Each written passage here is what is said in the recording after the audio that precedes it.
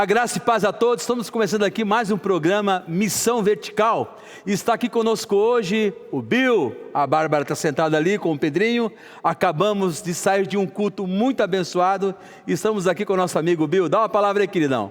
Boa noite, ou bom dia, ou boa tarde para todos vocês que estão nos assistindo, independente do horário que você for nos ver no YouTube. É um prazer enorme estar aqui com meu amigo Sandro, para a gente compartilhar histórias da vida, né? Eu percebi aqui que a missão, ela é vertical. É vertical. Então, se ela é vertical, mano, é comigo mesmo, é papai e mais nada. Aqui nós vamos verticalizar tudo aqui, porque tudo é para Ele e por Ele. Porque dele, por ele, para ele são Todas as coisas. Graças a Deus. Então estamos aqui com o missionário Bill, da cidade de Timbó, que nós temos já uma longa data de amizade, já passou de amizade, somos irmãos e voltamos a ser amigos. E ele é um missionário que tem um trabalho tremendo com jovens e adolescentes nas escolas. O projeto é chamado O Vento nas Escolas. Eu gostaria que o Bill se apresentasse aqui melhor esse projeto, Bill. Muito bem. Antes de eu falar do projeto, eu não posso deixar de falar um pouquinho da minha história, porque o que me leva a cumprir esse chamado, desse presente, né, que eu chamo de presente que o Senhor me deu, algo muito forte aconteceu comigo. Eu sou filho de um ator de teatro. Meu pai fez cinema, televisão na década de 70.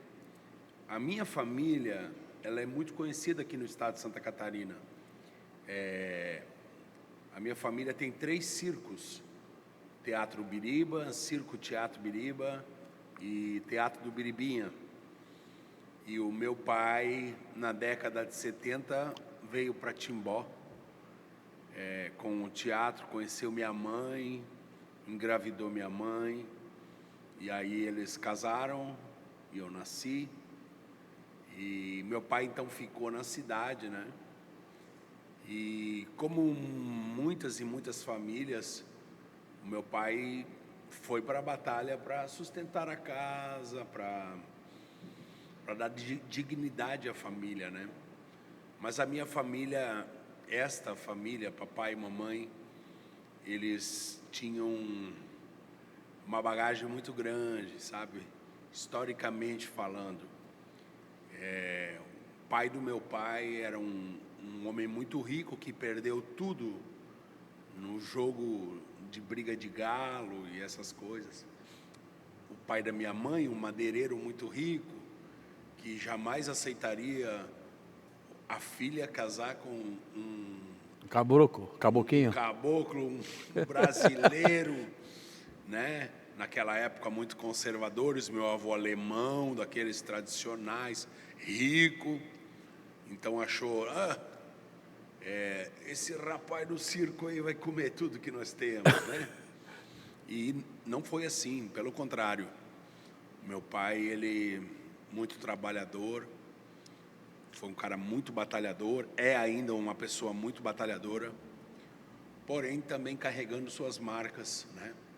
Marcas de abandono, marcas de frustrações. E o interessante que eu percebo é que pai e mãe são aqueles que têm um encargo de dar destino aos filhos. Então, saiba de uma coisa, você que é pai, você que é mãe, literalmente você vai dar destino ao seu filho. Agora, o destino pode ser bom como pode ser ruim. Um dos dois caminhos vai se seguir. Exatamente. Então depende de quem está dando esse destino, né? E o histórico, né, Bill? Você falando aqui, eu percebi que todos nós carregamos um histórico, temos um histórico familiar. Viemos de algumas situações, né? E eu creio, o teu testemunho vai chegar lá, né? Na tua adolescência, né? Sim, então, só para dar continuidade a essa situação, meu pai não foi uma pessoa muito presente. Por quê? Meu pai era fotógrafo, então, finais de semana, ele estava lá batendo foto no casamento, minha mãe também. E nós fomos meio que largados assim na mão dos empregados e das empregadas, né? E posso lhe garantir que muita coisa que eu aprendi de ruindade foi com as empregadas. Muita coisa ruim. Muita coisa. E aí eu fui crescendo nesse sentimento de abandono. E quando chegou meus 12, 13 anos, ali naquele momento eu já não queria mais ouvir o pai e a mãe, porque psicologicamente falando, a criança, ela nos seus primeiros anos, ela tem uma aproximação muito grande com a mãe, por causa da amamentação e tal. E logo depois desse período, até uns 5, 6 anos, entra o papel do pai, que é o papel do castrador. Não é o castrador no sentido literal, né? Mas é o castrador, ou seja, é aquele que vai fazer a separação entre a mãe e o pai. E é necessário que a presença do homem na vida do filho aconteça. Por quê? Porque é ele que então agora vai assumir essa responsabilidade de ensinar as coisas, dar destino e tal. E isso, infelizmente, me foi roubado pelo fato da correria do pai e da mãe. E aos 12 anos de idade, eu já não queria mais ouvir o pai e a mãe. Então, eu comecei a ouvir outras pessoas, descobrir algo. Tudo isso na cidade de Timbó? Tudo isso, sim, ali em Timbó. E eu tive meus primeiros envolvimentos, primeiro com o cigarro, depois com a pornografia, né? Naquela época era muito comum nós vermos revista Playboy na escola. Eu não sei se você passou por isso, mas eu passei. Com certeza, demais. Com certeza. Né? Então a gente comprava a revista Playboy, ia ver bem escondido, né? Às vezes nós ia lá nos pastos, lá onde é que tinha vaca, se escondia lá para ver revista Playboy. E eu fui crescendo com esses desejos, né? Que hoje a gente entende que são desejos que vão ferir a nossa alma violentamente. E logo em seguida, meu primeiro envolvimento com as drogas, primeira maconha. Aos 16 anos, experimentei a cocaína. 16 anos? Cara, quando eu experimentei a cocaína, foi uma paixão, cara. Porque ela tirou o sono, ela me tornou uma pessoa agitada, parecia um romance eterno, um casamento que deu certo. Como é que tu fala lá no testemunho nas escolas? Eu era muito maconheiro. Eu era muito maconheiro. Ô Bill, vamos bater um parênteses aqui nessa fala aqui. Hoje eu quero falar tudo, cara. Tudo que você está afim de falar tudo mesmo, né? Está afim de rasgar o verbo. Sabe por quê? Porque eu sei que do outro lado tem alguém nesse momento que está precisando ouvir isso que eu estou falando. Às vezes, você acha que é só com você que as coisas acontecem. Isso não é exclusividade sua. Mas fica comigo aqui, que até o final você vai se surpreender com a história. Ô Bill, e daí tu foi então, já de cara com 16 anos para cocaína, cara? Para cocaína. Será que pode falar isso aqui? Pode, né? Pode, não tem problema. Aos 16 anos eu me envolvi com a cocaína e, cara, me apaixonei pelo negócio, né? Só que o negócio era caro. E naquela época meu pai, mano, ficou bem rico. Por quê? Porque ele trouxe para Santa Catarina aquelas antenas que o pessoal tem em cima de casa. Parabólica? Pô, aquilo custava um carro zero. As pessoas faziam um consórcio para ter uma daquelas. Faziam um consórcio? Claro, para ter uma antena, hoje custa R$300, mas naquela época, eu lembro do consórcio. Custava uma fortuna. E só os ricão mesmo, assim. Então papai trouxe para Santa Catarina e começou a vender muito. Muito. As pessoas faziam consórcio. Então teu pai era um cara sempre de vanguarda, né? Sempre Só que papai era um cara que queria me ensinar algumas coisas e talvez ele não soube ensinar, ou talvez eu não soube aprender, né? Então, Mas, Bill, deixa eu pegar um... Mas isso acontece nos nossos dias, cara. Né? Nós, homens, cheios das verdades, das experiências, queremos incutir, muitas vezes, humanamente, ou da maneira mundana, nos nossos filhos princípios, cara. Não tem como você falar para o teu filho, não fume quando você fuma, cara. Não beba quando você beba, né? Seja um... Não tem... E tu sabes por que isso, né? Porque há um princípio na Bíblia que fala assim, né? O filho faz o que vê o pai fazer. E esse versículo É chave. é chave. É chave. Meu pai na adolescência usou drogas. Mas tu não sabia? Não, mas uma pessoa me contou. E foi ali que eu experimentei. Deu uma legalidade, né? Não, foi ali que uma pessoa falou, teu pai é maconheiro. Eu falei, mas como meu pai é maconheiro? Né? Teu pai foi um baseado. E foi ali que eu, ouvindo aquilo, ficou no meu subconsciente aquilo. Se ele pode, por que eu não posso? Exatamente. Se ele fez, por que eu não posso fazer? Exatamente. Foi isso que aconteceu, aos 12 anos de idade. E a minha relação era muito conturbada com meu pai, porque, assim, papai não entendia muito que adolescente precisa descansar, adolescente que estuda precisa dormir bastante.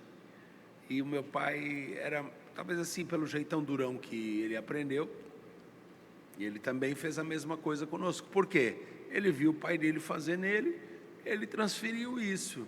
Não o culpo em maneira alguma, mas o que eu estou querendo aqui com isso falar é um alerta para você, pai, para você, mãe, que às vezes projeta no seu filho coisas como, por exemplo, você ouviu do pai e da mãe, você é um vagabundo, você é uma vagabunda, e aí o que acontece? Você fala a mesma coisa para o seu filho. Ou seja, qual é o destino que você está dando para o seu filho? Meu pai dizia que eu nunca ia dar nada. Ele vivia dizendo, tu nunca vai dar nada, tu é um vagabundo, tu é isso, tu é aquilo. Sabe o que aconteceu? São quantos irmãos? Nós somos em 3. Você é o? Não. Tu é mais velho ou do meio? 3 no casamento com minha mãe, mas eu tenho um irmão que o meu pai teve fora do casamento. Antes de conhecer tua mãe? Depois. Ou durante? Durante. Essas histórias. Foi empregada, meu pai pegou. Jesus, cara. Cara. De repente alguém que está nos assistindo aqui, ou vai nos assistir, né? As histórias começam a se conectar, mas tem algo que vai acontecer. Sim. Né, Bill? Aí, mano, veio a fase adulta, né? E eu trabalhando para o meu pai sempre me dando aquele saláriozinho regrado. Eu falei, peraí, mas os empregados ganham mais do que eu? Parecia o filho que ficou em casa. O pródigo. Não o pródigo, o que ficou em casa. O que ficou em casa é o pródigo também, né? Os dois eram pródigos, né? Mas o que ficou em casa, meu pai não gasta nem um leitãozinho comigo ali, leitão não pode, mas nem um cordeiro. Aí, eu só sei de uma coisa, comecei a roubar do meu pai. Quantos anos isso? Já com 16, 17 anos, eu comecei a roubar dele, cara, para sustentar meu vício. Ainda bem que ele descobriu, a casa caiu, aquele sermão, né? Vacilão. Não, e aí assim, foi a minha primeira experiência que o meu pai, então, para me preservar, ele me tirou da cidade. E aí eu fui estudar na casa dos meus primos. Mas, cara... Aonde? Qual cidade? Ali eu fui para Concórdia. Para cima, lá? Fui estudar no Teatro Biriba. Aí depois, Xanxerê. Aí em Xanxerê eu voltei para casa. Aí fiquei mais uns 4 anos em casa. Mas aí já... Aí voltei aí pro teatro. Não, ali eu tava assim, eu tava tranquilo. Eu estava sabendo o que eu queria, e que eu não queria era droga. Mas lá na frente voltou aquela vontade. E foi cada vez mais forte. Resumidamente, fui parar no crack, e aí fui parar no fundo do poço, para encurtar essa conversa.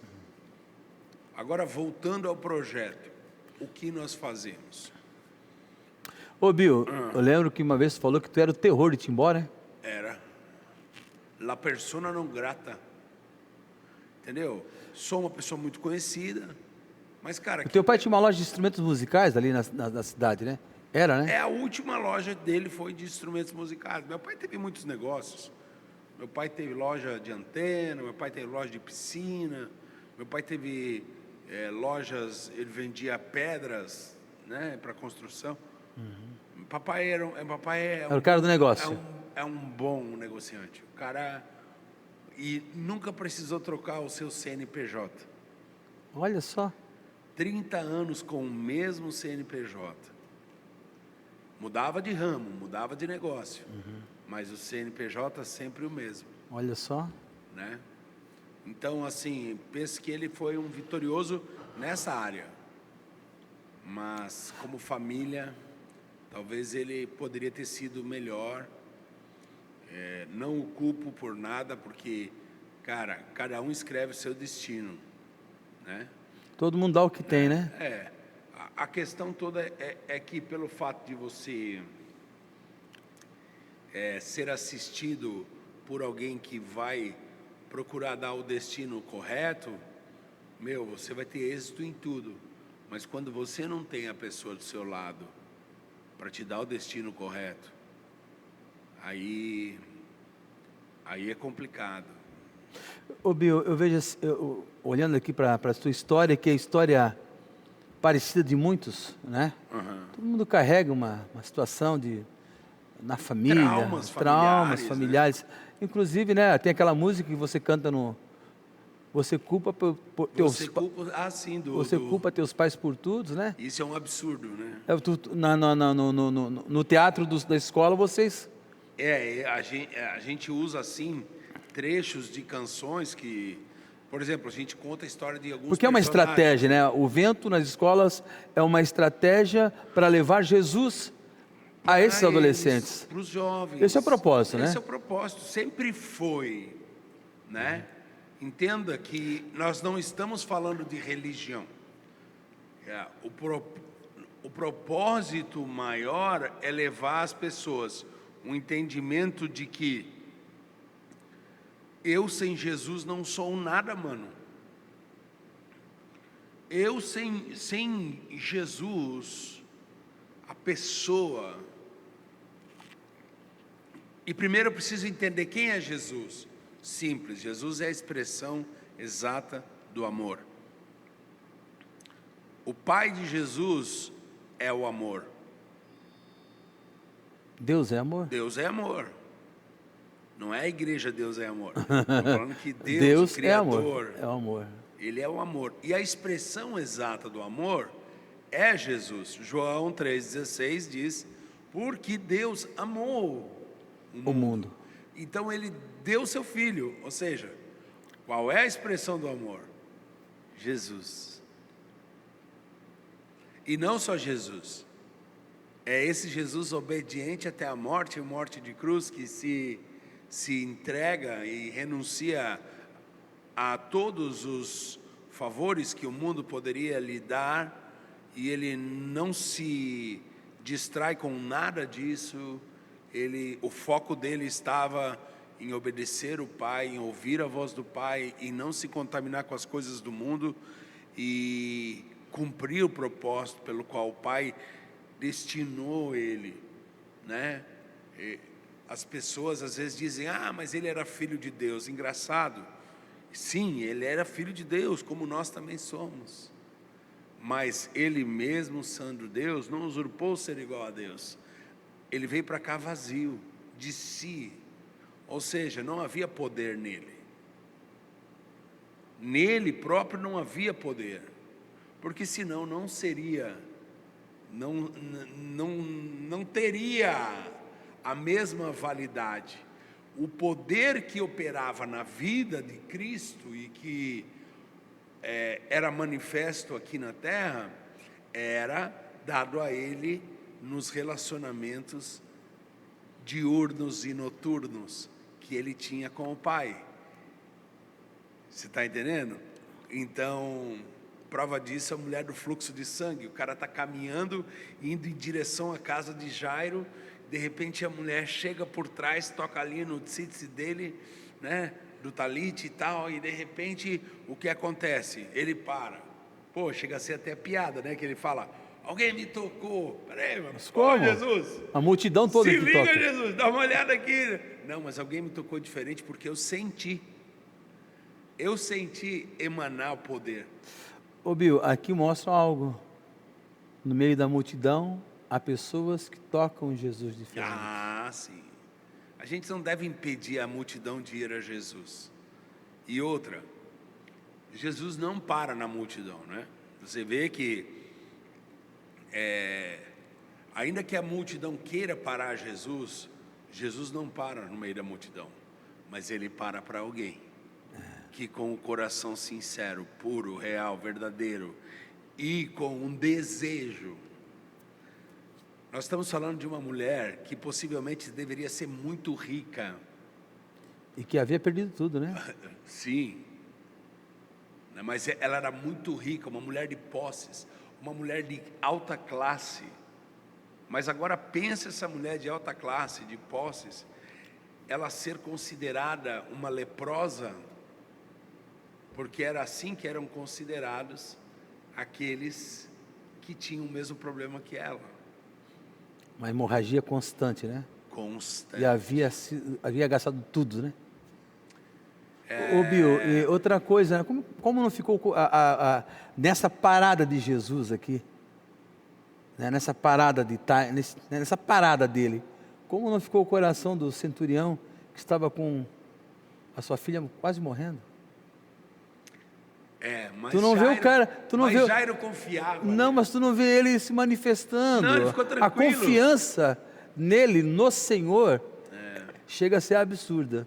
Porque em momento algum você vê interferência, ele de repente chegando a Pedro, ou chegando a algum discípulo e falando: olha, a minha filha é mais importante. Quantas pessoas, né, acham que por ter alguma coisa, ou porque estão no, né, acham que é mais importante. E o texto é interessante que, assim, tirando de cena a mulher do fluxo de sangue, mas indo a caminho da casa de Jairo, quando Jesus chega na casa de Jairo, já estavam os flautistas fúnebres, ou seja, o funeral estava sendo, a galera que chorava, que ganhava paga para chorar, já estavam todos lá.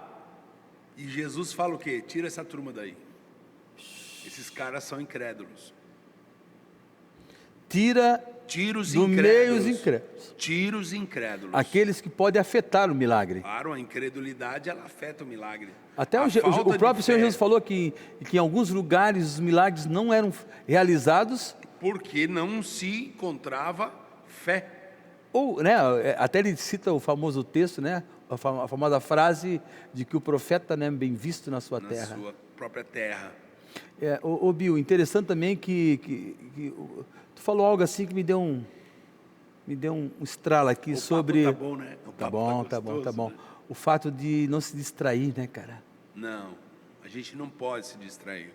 Eu lembro daquele texto que Jesus está indo para o propósito dele e chegam os gregos, né? Como uma distração, né? Eles chegam para os discípulos e falam para Jesus assim: nós queremos conversar com o rabino Jesus, mestre Jesus. E eles chegam até um dos discípulos, o Filipe, e tenta falar com Pedro, e Jesus, ele fala: não posso parar, cara. Existe algo maior a ser feito, que é entregar a minha vida em resgate de muitos. Uau! Ô Bill, interessante, né, Bill? Olhando aqui, vamos voltar aqui à questão da tua vida, né, cara? Como que foi despertado o desejo de de começar o projeto O Vento nas Escolas? Bom, antes de mais nada, eu preciso falar que eu, dentro de uma clínica de recuperação, já era a 7ª clínica que eu tinha passado. Isso com quantos anos, Bill? Já? Há 21. 21. Você conheceu a Bárbara com quantos anos? 30. Com 30. A Bárbara é uma história doida. A Bárbara veio me substituir, porque eu tinha caído, eu era o ministro de louvor que caiu na igreja. Jesus, a história é longa. Não, era muito doida. Por quê? E isso é um alerta para os pastores. Por quê? Porque você encontra alguém que sabe tocar bem, que sabe cantar bem. Porque você foi músico. A primeira coisa que você vai fazer, o que é? Você vai colocar o cara para ministrar? Não, cara, você mata o discípulo de Jesus. Por quê? Louvor é uma coisa tão pesada. É uma luta contra céus e inferno, e Satanás sabe muito mais do que qualquer um ministro aqui na terra, ele sabe. Ele foi ministro de louvor, chefe. Então, é óbvio que o cara sem estrutura, sem palavras, sem firmeza... Ô Bill, tu teve banda lá na tua juventude? Tive. Como é que é o nome da banda? A Carbono 14. Carbono Depois 14. a Carbono 14 foi tocar com Vlad Quinto. E eu não, né? Eu fiquei, né? Essa década de 80, década de 90? Essa década de 90. Fizemos Jornal do Almoço ao vivo. Eu lembro todo estado. aquelas fotos que tu colocava lá no teu Facebook. Não, tem até um vídeo da gente tocando, Cacau Menezes falando comigo, Billy King, eu tinha 16 anos de idade, eu não sabia nem me comunicar como estou me comunicando aqui. Eu sempre... Envolvido com música, né? Minha paixão. Música é minha paixão, né? Jesus é o meu amor, mas a música é a minha paixão, né? A música, o teatro, eu também sou ator de teatro profissional. Comunicador. Acabei de me formar agora. Compositor. Produtor também, né? Produtor também. Tua história que é grande, né? É grande. Acabei de me formar Você agora. começou novo, né, Bill? Eu acho que tu carrega essa herança pai, na genética familiar, né? Mas a minha mãe da era uma arte, baita né? atriz. Minha mãe era uma baita atriz, gostava de teatro. Só que minha mãe era luterana, então o teatro que ela fazia era dentro da igreja. Mas ela também tinha uma boa... Alguém tinha que ser crente naquela casa, né? E ela, interessante que minha mãe, cara, a minha mãe, ela sempre deu uns toques assim, acerca de Jesus. Mas na minha casa aconteceu algo interessante. O primeiro aí é Cristo, não fui eu, nem minha mãe, foi o meu irmão. O meu irmão Júnior, ele... O caçula? O Júnior, aos seus 8 anos de idade, 7 anos de idade, ele acordou dentro de casa e falou assim, chorando, sonhei com Jesus, e Jesus veio até mim e conversou comigo, e me contou umas coisas, e ele estava chorando. Foi forte, aquilo me marcou, sabe? Isso na infância? Na adolescência? Sim. Se o Júnior tinha 7, nós temos diferença de 4, eu tinha 11. Mas, Bill, como que nasceu, então, o projeto Vento nas Escolas? Como é que foi o embrião do Vento nas Escolas? Então, agora eu já casado com a Bárbara, estou morando em Balneário Camboriú. O João, meu filho do primeiro casamento que eu tive, que foi assim, primeiro eu fiz o filho ao mesmo erro. Meu pai, agora eu também repeti o mesmo erro. Isso não conhecia Jesus ainda? Não. Aí o que acontece? Pensa num cara que era corno, velho. Tu? Não tem vergonha de dizer, olha, você que está passando pela mesma coisa. Dói, né? Ser corno, no primeiro dói, casamento, né? Você foi traído, então? Foi. Ali foi... Você tinha quantos anos quando casou? Cara, para explicar, né? Eu engravidei uma menina por causa de uma noite, uma transa e nada mais. O filho nasceu. Meu filho maravilhoso, músico, o cara Pedro, top. né? O João. O João. O João. Mas o nosso casamento não deu certo, porque não era fora dos princípios. Mas enfim, aí eu estava morando em Balneário com a Bárbara, já casado com Bárbara, em Balneário. Aí o João chega em casa chorando. Você conhece o João, você sabe que o João é divertido demais. João chorar é meio difícil. Mas ele chorando, ó, pai, mataram meu amigo. Opa! Como assim, João? Ah, aconteceu lá na escola, lá uma situação, briga. O menino era traficante, namorava a mesma menina que o cara que gostava. E meteu-lhe um tiro. E matou. Aí nós fomos para a escola, conversar com os jovens, era a escola do meu filho. Levei meu violão. Aí eu tinha um vídeo da Ama Evangelizar, que Lembro. contava a historinha de Jesus em desenho animado. Eu passei aquele vídeo e no final eu fiz uma pergunta, aquela pergunta de todo evangelista, né? Quem aqui gostaria de levar Jesus para sua casa? Sabe o que me assustou? É que 100% das mãos se levantaram. Naquela escola. Aí eu pensei comigo, poxa, a igreja gasta um esforço violento para gerar filhos e filhas, né? Há um esforço, né, pastor? Há né, manter uma estrutura para isso, né? Agora, essa é a função pastoral, uma estrutura onde as pessoas recebem um ensino, e não só isso, as pessoas têm um entendimento errado do que é a igreja e o que é pertencer a uma comunidade de fé.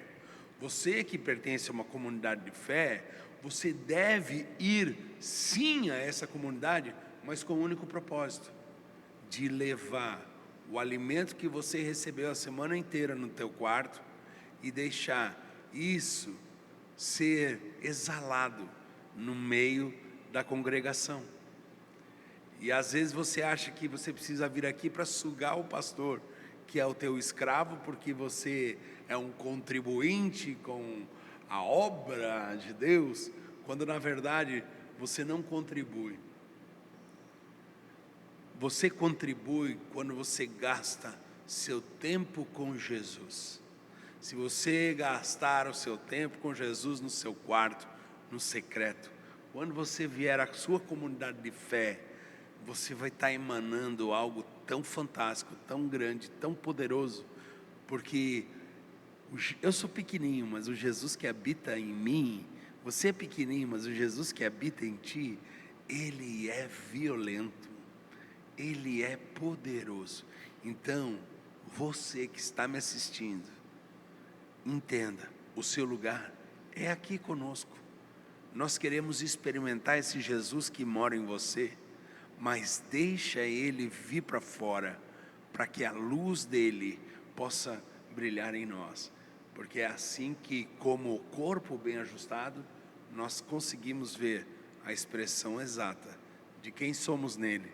Uau, que coisa maravilhosa! Quem somos nele? Que coisa maravilhosa! Mas para que essa frase, né? Quem somos nele, Quem somos nele? É só no secreto, querido. É o secreto, é a vida diária. Vida diária. Então, João... esse é o sonho de consumo dos pastores. Que cada pessoa pudesse ter um secreto na sua casa, e nesse secreto Deus viesse a se revelar, ele se revela. E aí, através dessa revelação, né, a descortinação, as escamas caindo, você tem uma experiência poderosa com Deus. Aí quando nós viermos congregar, é outro culto. É claro. Mas hoje, querido, o Bill, esse dia a dia frenético das pessoas, é conta para pagar, é o desemprego, é problema com o filho, problema com sogra, mano, as pessoas infelizmente hoje, elas ficam muito presas a essas coisas. É porque vendeu-se uma ideia de que é necessário ter, e as pessoas entraram num consumismo tão violento, e isso tem deixado as pessoas frustradas. Por quê? Porque elas se medem por duas situações. Primeiro, pela conquista dos outros. Pô, aquele cara tem, aquele cara conseguiu, aquele cara conquistou, aquele cara é um exemplo. Hoje você abre a internet, todo mundo é milionário na internet. Você já percebeu que todo mundo tem um cursinho para ficar milionário? Cara, esquece isso. Você não precisa ficar milionário. Você precisa viver o hoje, viver o agora e entender que quem cuida de você é o Senhor. Faça a sua parte, trabalhe, faça a sua parte, cuide da herança que o Senhor te deu, que são os filhos. Na verdade, não são herança sua, é herança dele. Você é só o cuidador. Ele te presenteou com essa oportunidade de dar destino. Olha que coisa linda.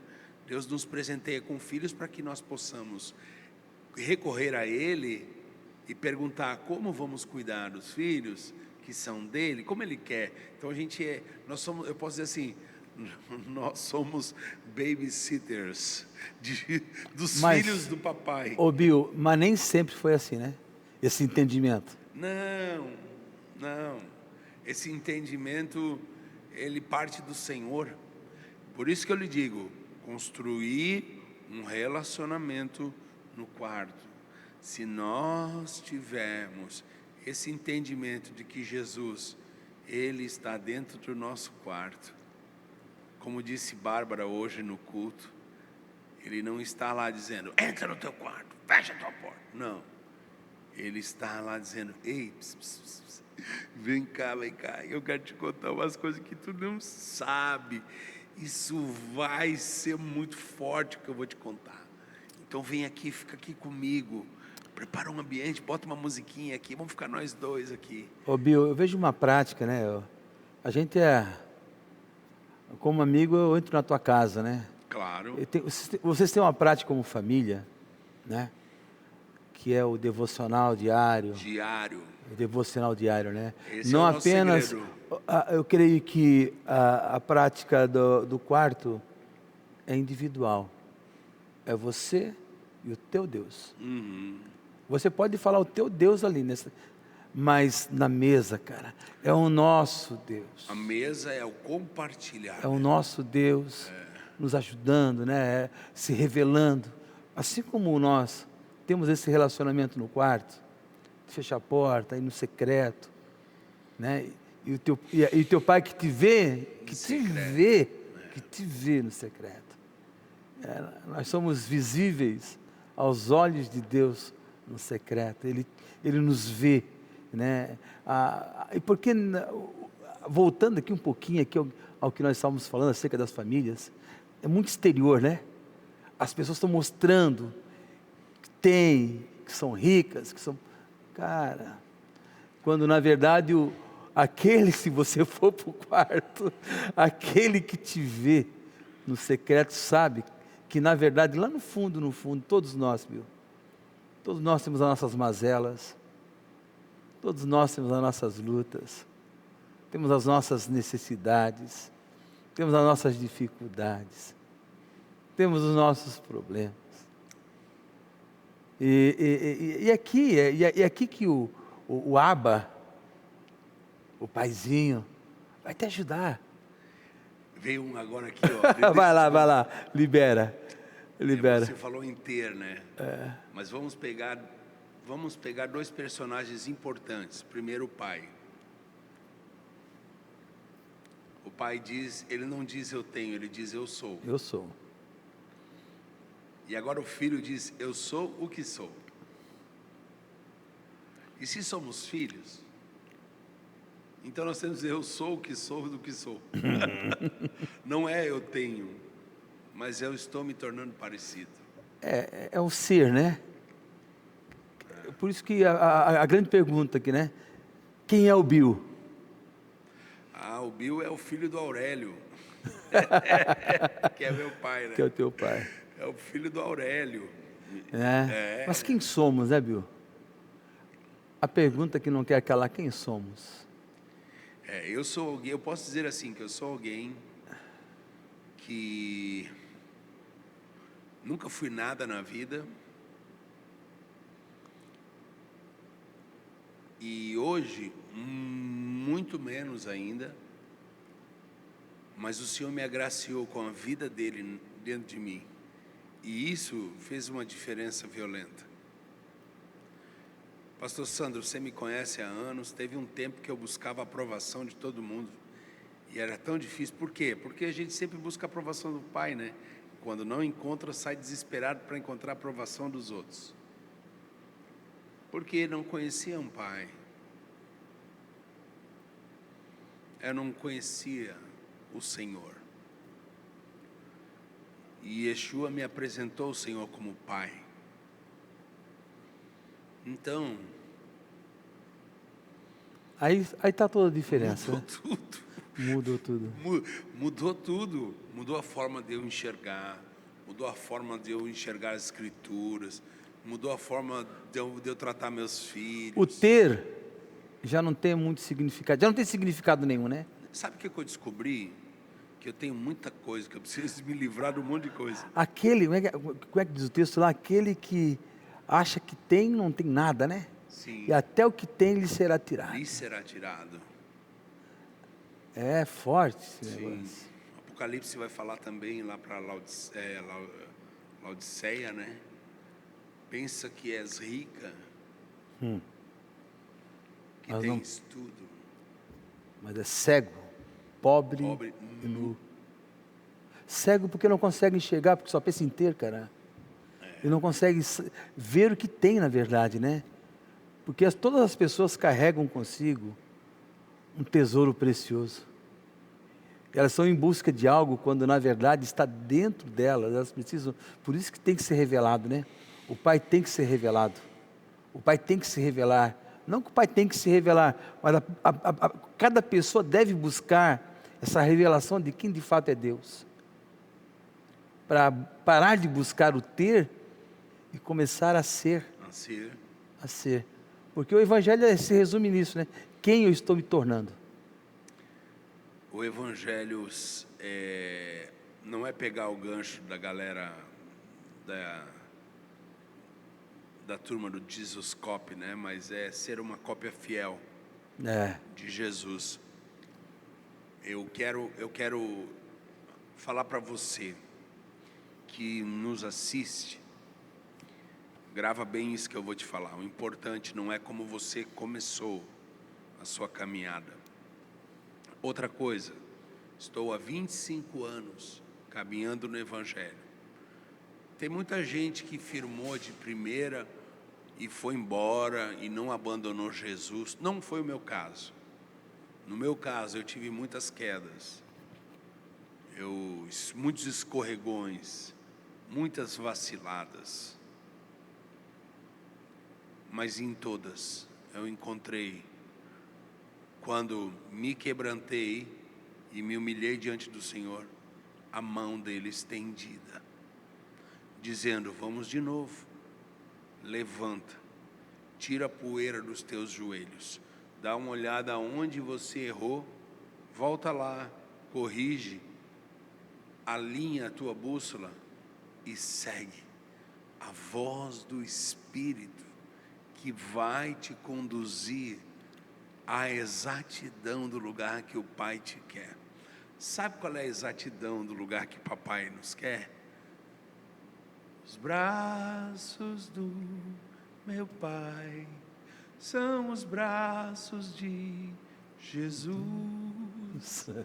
É ali, nesse lugar, que o Senhor deseja que a gente esteja. O resto, mano, o resto não importa. Eu gosto de Jesus orando em João 17, lá no versículo 3. Ele começa, né? Ele começa a partir do 1 ali, falando: olha, tudo que o Senhor mandou fazer, eu fiz. O que tu me desses, nenhum eu perdi.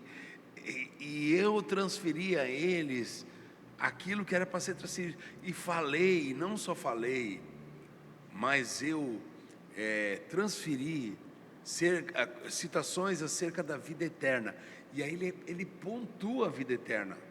Olha que interessante, ele fala assim, e a vida eterna é essa? É esta. 2 pontos, que te conheçam como único Deus e a seu Filho, a quem tu enviou. Então, pastor Sandro, vamos entender isso que Jesus estava falando. Ele estava falando para nós assim, ó, é possível você experimentar a vida eterna aqui, agora, começar a experimentar fagulhas da vida eterna aqui.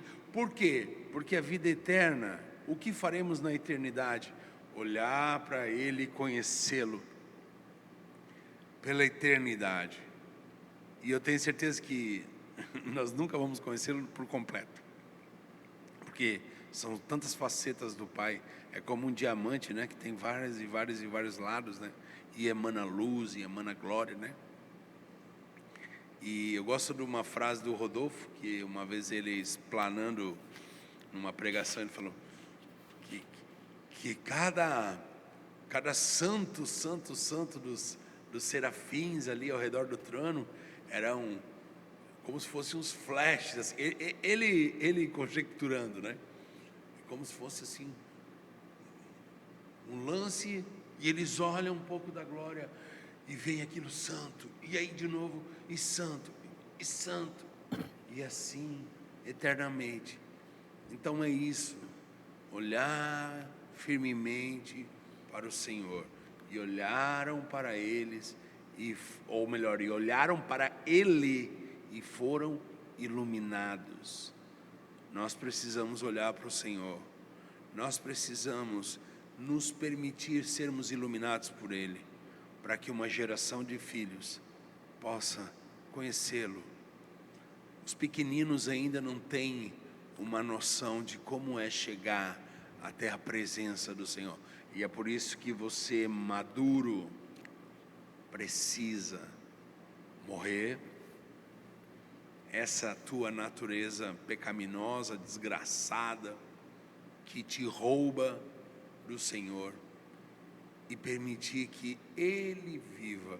Nós cantamos, que Ele cresça, que eu diminua, que Ele apareça, e eu me constranja com a sua glória e todo o seu amor, né?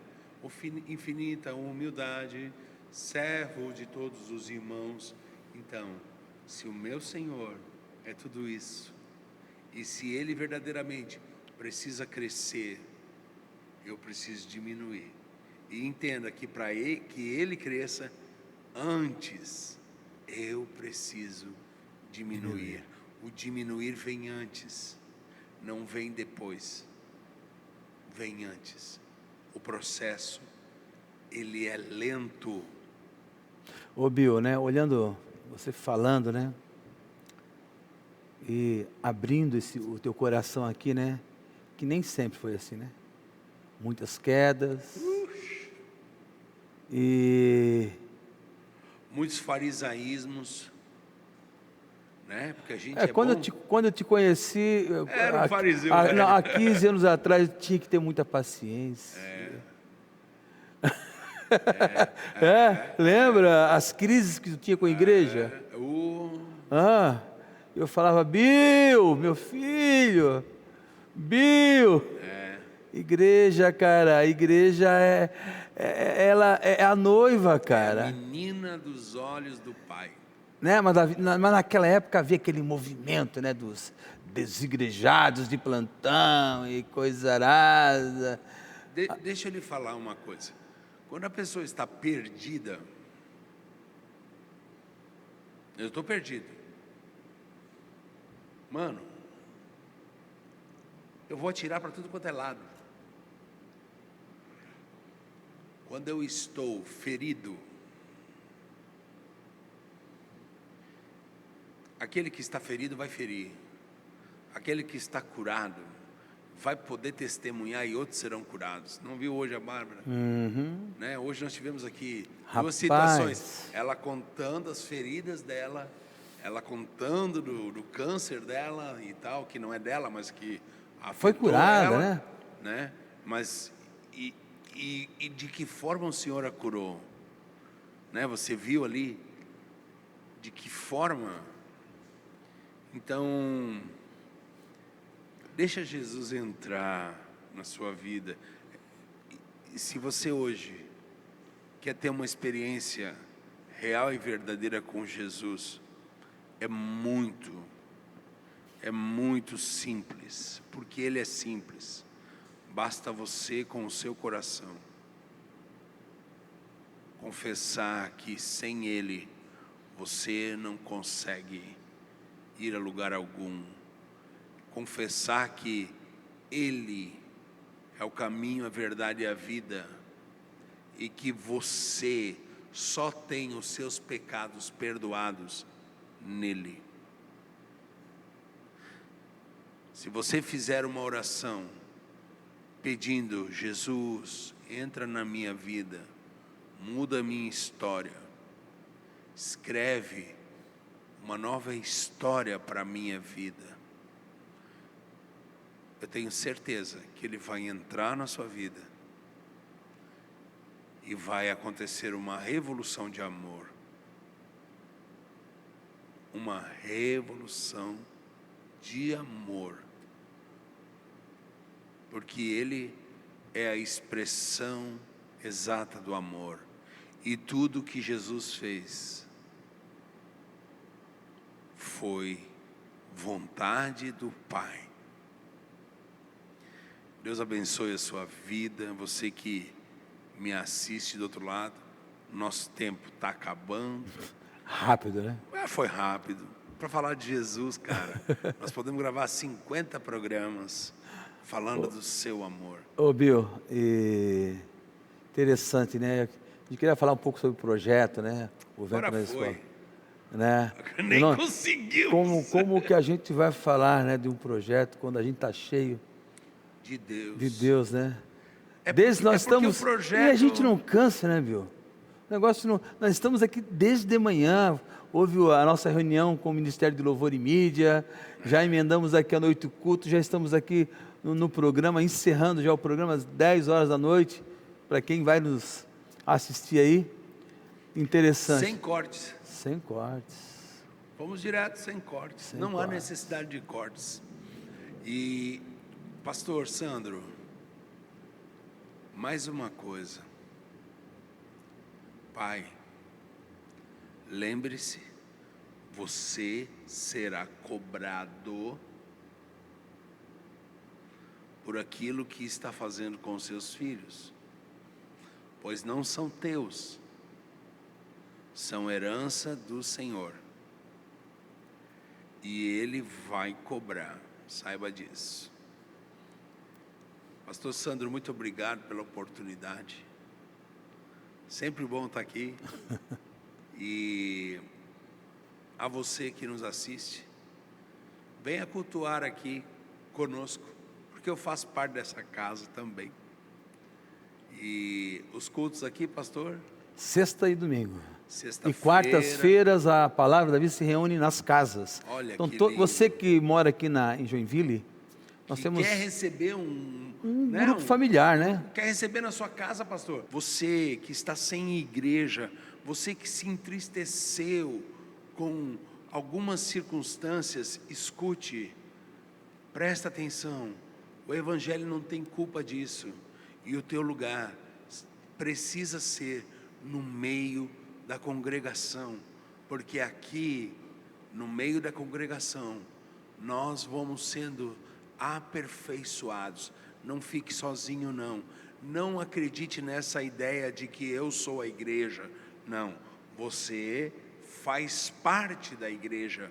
Você é apenas um membro. E um membro fora do corpo, ele não serve para nada. Então, não fique com um caco de telha assim, raspando coçando. as suas feridas. Não. Deixa o rio fluir. Deixa o rio de Deus fluir através da sua vida. E seja livre em nome de Jesus. Amém. Amém. Vamos orar então agora. Aleluia. Pai, nós queremos te louvar, agradecer por esse tempo que passamos aqui junto com o nosso irmão, o Bill, Pai, pastor Bill, e pedimos que a tua graça, teu favor, bondade e misericórdia nos acompanhe, assim como esteja também abençoando essa pessoa que nos assistiu ou vai nos assistir, Pai. No nome de Jesus te agradecemos, obrigado por tudo, Senhor. Amém e amém.